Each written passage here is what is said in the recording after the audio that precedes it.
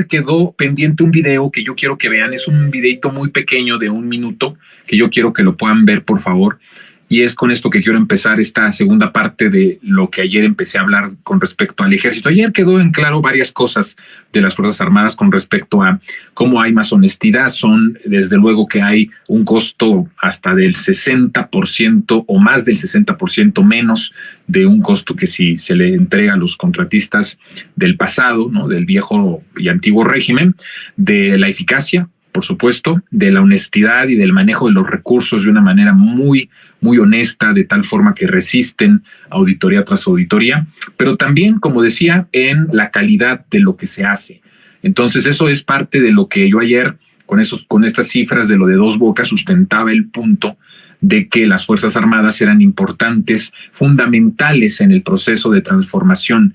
Sin las Fuerzas Armadas, creo yo que no se habría podido dar estos pasos tan agigantados en materia de bienestar, en materia social y económica como la que hemos estado viviendo en los últimos 5 años. El presidente ayer, el presidente Andrés Manuel López Obrador, sobre el ejército, dijo esto. No saben lo que nos han ayudado para lograr lo que hemos alcanzado. Marinos y soldados. No hubiese yo podido salir adelante.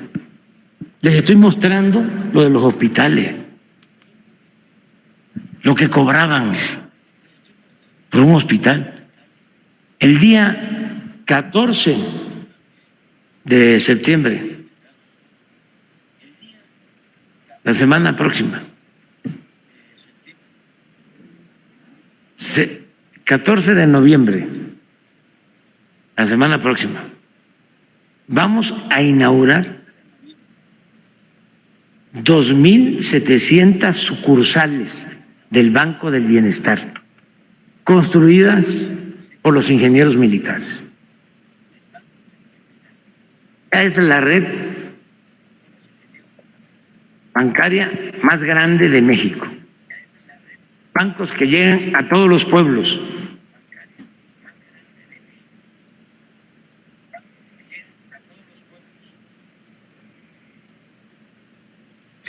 Bien, ahí está lo que dijo el presidente. Y el presidente ayer ponía un ejemplo del aeropuerto de Texcoco con el de Felipe Ángeles, y decía yo lo que pasa con respecto a Dos Bocas. Y el presidente ayer mismo dio el caso de los hospitales, ¿no? Por cierto que, hablando de los hospitales, a quien se estaba refiriendo de esos hospitales que estaban a sobreprecio, pero por una cantidad ofensiva, grotesca, y que reciben muchísimo dinero de miles de millones de pesos mensualmente, pues la verdad es que estaba hablando de quien es dueño de Imagen Televisión, de la tercera cadena de televisión que existe en el país, donde trabaja Ciro Gómez Leiva, ¿no? Está hablando de este canal, para que ustedes vean todos esos intereses. Bueno, no es el tema es de lo que estamos hablando, es con respecto a esto del ejército. Esto es una de las cosas que ayer también nosotros platicábamos aquí, le platicaba yo, cómo sin ese ejército pues no se pudo avanzar. Cuando llegó el presidente Andrés Manuel a la presidencia de la República, se dio cuenta de varias cosas. Una de las cosas de las que se dio cuenta que fueron tremendas fue la situación verdadera en la que estaba la seguridad pública del país. Cuando empezó a conocer toda la estructura por dentro, le llegó la información, porque además pidió como presidente electo mucha información que se le fue dando, y empezó a ver los informes de seguridad del país, de las regiones del país, y entonces se dio cuenta que la situación era mucho más grave de lo que se pensaba. Miren, hay gente que dice, ¿y eso que recorría todo el país y no se pudo enterar? Bueno, pues sí. Yo también he visitado algunos estados, algunos municipios, y no eso significa que conozco, ¿verdad?, quiénes son los narcos de la colonia o cuáles son la problemática de ese lugar. Acuérdense que el presidente, aunque conoce todo el país, todos los municipios, y algunos los ha recorrido en más de 2 ocasiones, pues también estaba ahí en esta gira, pero eran giras pues que tenían que ser ágiles y rápidas porque tenía que ir a visitar otros municipios. La campaña del presidente fue a ras de tierra y siempre contra reloj, porque sabía el presidente, como yo le he dicho, no tenemos tiempo de zigzagueos, no tenemos tiempo de medias tintas, no tenemos tiempo de tibios, tenemos que salvar literalmente a la nación. Sigue habiendo mucha gente que está en la desesperación en estos momentos y es por ellos que la transformación tiene que continuar y tiene que seguir. Entonces el presidente, pues no necesariamente al llegar a un municipio se enteraba de toda la estructura. Pues esto es información que tiene solo el gobierno, es información que tiene solamente los órganos de inteligencia, la inteligencia militar, la inteligencia civil, en ese momento el CISEN, de cómo estaba verdaderamente la situación. Bueno, él se dio cuenta de cómo estaba el país en cuestión de seguridad y ahí toma la decisión complicada de que se tiene que impulsar una Guardia Nacional y que esta Guardia Nacional tenía que estar bajo la administración y la operación de las Fuerzas Armadas. Y toma esa decisión porque evidentemente las estructuras civiles en los municipios, en los estados y en lo federal estaban muy contaminados del crimen organizado. No es lo mismo de repente que te den una orden a ti, un general del ejército o un mando civil de la Policía Federal para decirte, pues mira, retira a tus hombres porque van a pasar los del Chapo o van a pasar los de tal cártel de la droga, a que ya estas personas, estos generales, estas estructuras civiles, sobre todo en esos tiempos, pues hayan recibido una cantidad de dinero para dejar operar al crimen organizado. O sea, hay una gran diferencia. Entonces el presidente se dio cuenta que las estructuras civiles en los 3 órdenes de gobierno estaban bastante ya echados a perder, que la única manera que había de poder resolver era que los mandos, que la dirección, que la operación y la administración y la capacitación de esta Guardia Nacional no estuviera en manos de los civiles, sino en manos del ejército. Por un mayor control, por supuesto, del presidente en la tarea de la seguridad, en inmiscuirse de manera completa, asumir la responsabilidad de la seguridad todas las mañanas del informe matutino, antes de la mañanera, por cierto. Bueno, cuando el presidente está hablando en la mañanera, ella tiene bastante tiempo atrás en la madrugada hablando y atendiendo los asuntos de la seguridad. Entonces el control también de la seguridad era mucho más factible porque estaba en una emergencia el tener un control más directo a través de estructuras del ejército que de estructuras civiles. Eso es uno de los porqués el presidente decide que la Guardia Nacional, y ayer también en la conferencia volvió a insistir, fue contundente de decir, no, si me preguntan a mí, no lo dejaría ni en Gobernación ni en la Secretaría de Seguridad Pública. Que sea en la Sedena, en las Fuerzas Armadas. Entonces, en ese sentido, el presidente opta por el ejército porque las estructuras civiles están muy contaminadas. Y eso, miren, hay pruebas de esta situación. No se necesita ahí sí tener los informes que, por supuesto, más profundamente tiene el presidente y se enteró el presidente al principio de su sexenio y conforme fue avanzando, porque llegó al poder, pero no significaba que conociera todo, la radiografía, ¿no?, institucional del país, de cómo estaba cada cosa. Se fue enterando. Tenía una idea el presidente como líder opositor, como líder social, pero no de la profundidad. Miren, una de las cosas que el presidente le agradece a Peña Nieto y que muchos le critican al presidente de hablar, de decir Calderón y de repente decir licenciado Peña Nieto, tiene que ver con que el gobierno de Peña Nieto le facilitó al presidente Andrés Manuel como presidente electo mucha información para que empezara a tomar decisiones de la situación del país. Hubo una comunicación bastante estrecha en esa parte de la entrega del país y el presidente pudo conocer desde muchas semanas antes de que tomara posesión como presidente constitucional de la situación que privaba en el país. Y eso regularmente pues se agradece en momentos en donde llegas a transformar un país, que tengas la información desde antes para saber a ciencia cierta que te vas a enfrentar. Es una de las cosas que el presidente Andrés le agradece a Peña Nieto. y que Peña Nieto, bueno, por una u otra razón, pues estuvo con la voluntad de poder darle y brindarle los informes de seguridad que se tenían que dar, esos informes que son secretos, que solo saben los de mero arriba, y el poder proporcionárselos al presidente. Bueno, eso por el lado de la parte de la seguridad. Por el lado de la parte del gobierno, de las otras instituciones, el presidente con las Fuerzas Armadas también se blindó de las traiciones que pudiera provocar muchos de sus funcionarios. Lo que sucedió, porque muchos de los funcionarios que iniciaron con el presidente Andrés Manuel López Obrador hoy están, incluso forman parte del Frente Amplio, forman parte del bloque de la derecha, y el presidente sabía que tenía que protegerse. Miren, la transformación es algo tan importante para el país que Andrés tuvo que tomar las decisiones que fueran necesarias para blindar y para que no extinguieran la transformación incluso antes de iniciada. Tomar varias decisiones, tener varios planes por si uno fallaba, que viniera el otro, y ya sabía el presidente que pudo haber traiciones. Al presidente lo han traicionado un montón de veces y bastantes personas, muchas en la historia, de gente que lo apoyaba con todo y que lo veías y decías, no, hombre, este está con la camiseta bien puesta. En 2006, hoy son personas que odian al presidente López Obrador. Y no vamos muy lejos, estoy hablando de eso de hace muchos años, ¿no? De 2006 o desde antes de 2006. No vamos lejos, desde 2018 funcionarios que estuvieron con él al inicio de su gobierno, hoy son personas que están atacando al presidente.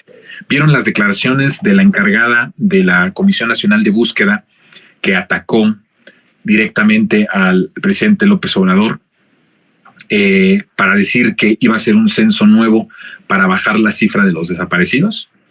Este tipo de traiciones es de las que hablo. Por supuesto, también el propio Carlos Ursúa, quien ya es parte del Frente Amplio de la derecha, y como él, otros más, incluso pues evidentemente personas que llegaron a su escaño, que llegaron a su lugar en la Cámara de Diputados o en la Cámara de Senadores gracias a la popularidad de López Obrador, que ya ni vale la pena decir sus nombres, ¿no? Usted sabe muy bien de quién me estoy refiriendo, mujeres y hombres que son senadores y que traicionaron al movimiento. Bueno, el presidente sabía que esto iba a suceder, porque más así ha sido toda su vida. Ha sido una vida llena de traiciones, la del presidente Andrés Manuel. Lo han traicionado muchísimas veces. Y no podía él darse el lujo de tan a la ligera dejar a la Cuarta Transformación, que ya no era su persona, ya no era una cuestión personal, porque la traición Andrés la ha vivido desde hace mucho tiempo, y pues es una traición a la persona, ¿no? Cuando eres líder opositor y líder social, pues sí, traicionas un movimiento, pero no hay una responsabilidad de gobierno. Entonces a lo que se llega es a una traición personal. Pero ya en tiempos de él siendo presidente, él sabía que una traición de estas magnitudes no era ni siquiera una traición a López Obrador, era una traición al pueblo, era una traición al proyecto de transformación.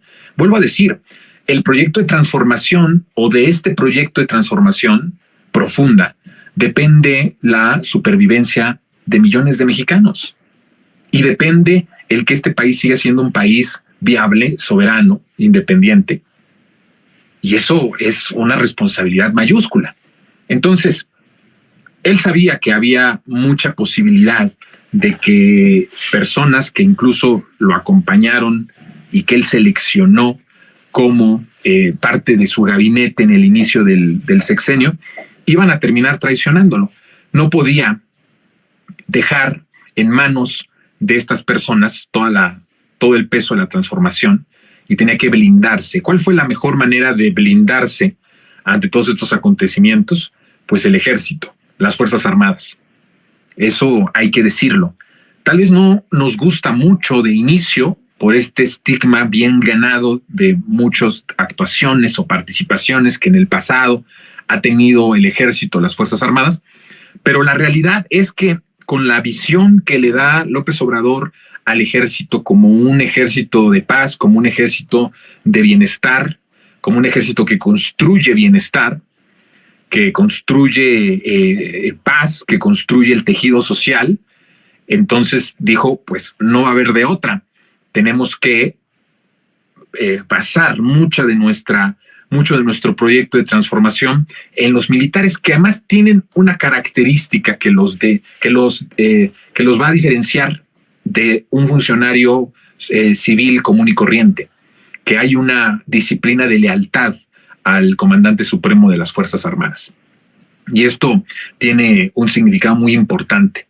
Ya no era un asunto solo de una cuestión de que pues a lo mejor alguien ya no estaba de acuerdo y cambiaba de parecer, o se dejaba presionar por los intereses empresariales o qué sé yo, o fácticos, y traicionar a López Obrador, ¿no? Hablando en el ejercicio de gobierno, sino que se necesitaba un blindaje que asegurara por todas las vías que todos los proyectos de transformación, todos los proyectos de infraestructura, todo el proyecto transformador del país tuviera un cumplimiento con la disciplina y la lealtad que merecía el momento histórico para el cual fue electo Andrés Manuel López Obrador. Como el tiempo se le fue haciendo cada vez más corto a Andrés, y les voy a decir, el presidente en algún momento al llegar a Palacio Nacional vio la trampa del sistema salinista neoliberal. Se vio entre la espada y la pared, porque el sistema es yo les digo que el gobierno, el ejercicio del gobierno es el cuerpo del dragón, de lo que yo llamo el salinismo neoliberal. O sea, es una cosa enorme, poderosísima. Es una estructura muy grande que en los 30 años, más de 30 y tantos años que duró este régimen salinista neoliberal, estuvo alimentado de la corrupción. Todas las decisiones de Estado eran en función de la corrupción, eran en función de los privilegios, eran en función del saqueo. Entonces, imagínense cómo echar a andar un proyecto. Estamos hablando de que volvamos a ese momento de 2018, cómo hacer avanzar algo con tantos compromisos que había hecho el presidente, que eran más de 100 compromisos, de los que ya cumplió prácticamente todos a 5 años. Pero imagínense esa escena 2018 con tanto compromiso, llevando pues literalmente en sus manos la esperanza de millones de mexicanos que habíamos apostado por un gobierno del pueblo y para el pueblo, de una transformación real, con la ilusión de la gente, con el sufrimiento de la gente prácticamente entre sus manos. Y entonces él dijo, al llegar a Palacio, esto no va a funcionar. Estas estructuras de gobierno puede ser el presidente de la República, pero todas las instituciones, todos los mecanismos, todas las vías de gobierno institucionales están cooptadas por la corrupción. Están totalmente hechas, aceitadas, perfeccionadas para robar, para saquear, para la corrupción. Y entonces dijo, si me quedo tratando de solucionar y hasta que no solucione esto, empiezo a transformar, se me va a acabar el tiempo y no voy a hacer nada. Entonces toma la decisión cuando se ve entrampado, porque era una trampa. El sistema político mexicano es una trampa para alguien que quiere transformarlo, lo ahoga, lo aplasta. Y el presidente se vio entrampado. Sería hasta para un libro esto, de escribir un libro. Es que hay tanto que escribir, ¿verdad? No tengo tiempo. Pero hay ciertos simbolismos y ciertas palabras que podría hacer yo la recopilación periodística de ciertas frases y tonos que el presidente ocupó desde que tomó posesión hasta ahorita, que nos dejan ver mucho de lo que yo les estoy asegurando ahorita en este monólogo. Que lo puedo confirmar con los tonos y con lo que el presidente dejaba entrever en sus discursos, en sus respuestas. El presidente se vio en Palacio entrampado por el sistema, que además era algo de lo que ellos pensaban que iba a suceder. Le apostaban a que el presidente López Obrador fuera cosmético y fuera totalmente un presidente solamente publicitario en esta parte de la transformación, porque ellos decían, va a caer en la trampa, no le va a funcionar las instituciones para mover a México, para transformar al país. Va a caer en nuestra trampa, la gente se va a desilusionar a tal grado que en el siguiente sexenio, o sea, en el próximo año, van a odiarlo, porque más no solo va a ser el peor presidente, sino más un traidor, y entonces nosotros vamos a recuperar la presidencia. Ellos ya tenían bien estructurado todo esto, ¿eh? Ellos sabían, le apostaban. Hay algunas entrevistas de personas en los medios de comunicación que se atrevieron a decir que jamás íbamos a ver el funcionamiento del Tren Maya. En una entrevista que Carlos Loret le hace a Palazuelos, y están hablando le pregunta, hecha para preguntarle a todos, se proyecta en ellos, ¿no?, su odio a Andrés Manuel, y le pregunta a Palazuelos cuál es su visión de lo que está haciendo el presidente López Obrador, y le saca lo del Tren Maya, y entonces Palazuelos dice, bueno, el Tren Maya sí es interesante el proyecto y todo, y Carlos Loret lo interrumpe y dice, bueno, dice, puede ser un proyecto ahí, no dijo, bueno, puede ser ahí un proyecto, pero eso nunca va a pasar, nunca va a inaugurar el Tren Maya, eso es una mentira, no va a suceder, no lo va a lograr. Hasta Palazuelos, que le puedes decir todo lo que quieras a ese tipejo, pero le dijo, bueno, pues no, dirás lo que digas, pero ya está ahí empezando la obra. Y eso estoy hablándote de hace ya, no sé, 2, 3 años, ¿no? Entonces, ellos estaban pensando todo el régimen salinista neoliberal. Recordemos que lo que dicen los de la televisión, Carlos Loret, es mucho lo que piensa la clase política del régimen salinista neoliberal y los potentados. Por eso es bueno y de repente es interesante escucharlos, porque por ahí nos dan pistas. Y no creían. Entonces se frotaban las manos porque decían, no va a poder, este sistema no puede ser transformado. Nos llevó crearlo 36 años para que se desmantele en 6 años, no va a poder. Y si lograra desmantelar una parte, ya no le va a quedar tiempo para gobernar y transformar y cumplir todo lo que dijo. ¿Qué hizo el presidente? Es que esto es bien hermoso, queridas resentidas y resentidos. Nadie está hablando de esto.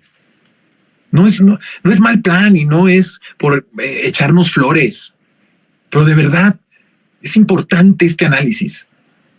¿Qué dijo el presidente? Vio la trampa, la magnitud de Imagínense al presidente en la soledad, ya cuando todo mundo le aplaudió, la gente lloró, la gente estaba emocionada, estábamos llorando, estábamos muy, era un llanto de alegría, de esperanza, de que llegara el presidente Andrés Manuel, de que hayamos hecho esa osadía, ¿no?